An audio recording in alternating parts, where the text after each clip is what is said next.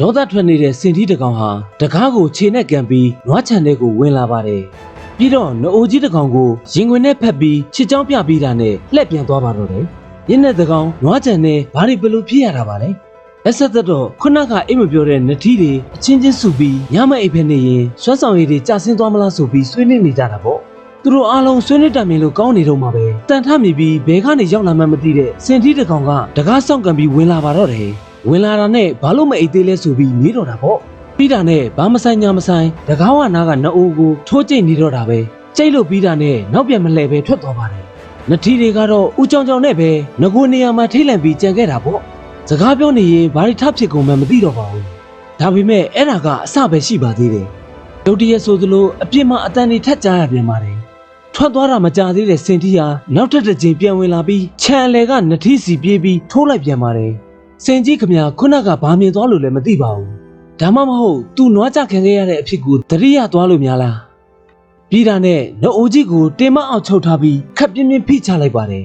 ပြည်တယ်ပြည်ရောနောက်ပြန်မလဲပဲထွက်သွားပြန်ပါတယ်နှစ်ခါအကြိတ်ခံလိုက်ရတဲ့ခြံထဲကနထီတွေလည်းရင်တိတ်တိတ်နဲ့ကြောက်လန့်နေပြီးဘဲကဂျိုကောင်ရောက်လာမှန်းလဲဘယ်သူမှမသိကြပါဘူးအဲ့ဒီအချိန်မှာပဲစင်ကြီးဟာနောက်ထပ်တစ်ချိန်ပြန်ဝင်လာပြီးခုနကနအိုးကိုပဲထိုးကျိတ်ရင်းနဲ့ဘာလို့မိပိတ်မအိတ်သေးတာလဲလို့မေးနေတော့တာပေါ့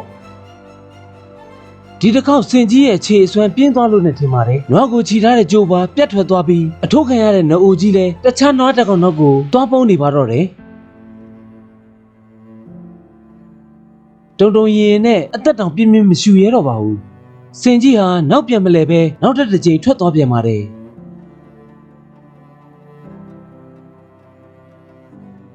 နွားတွေဟာပွဲပြီးသွားပြီလို့ထင်နေတော့မှာပဲစင်ကြီးဟာနောက်တစ်ချိန်ထပ်ဝင်လာပြီးတကောင်းဝနာကကြောက်လန့်နေတဲ့နအိုကြီးကိုချစ်ချင်းမြတ်တာတွေပြနေပြန်ပါတယ်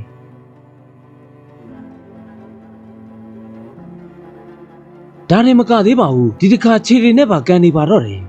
တိုက်လို့ကလည်းမရပြေးလို့ကလည်းမရဆိုတော့တကောင်းဝနာကနအိုကြီးလည်းပက်လက်လဲနေပြီးစင်ကြီးလို့သမျှခံနေပါတော့တယ်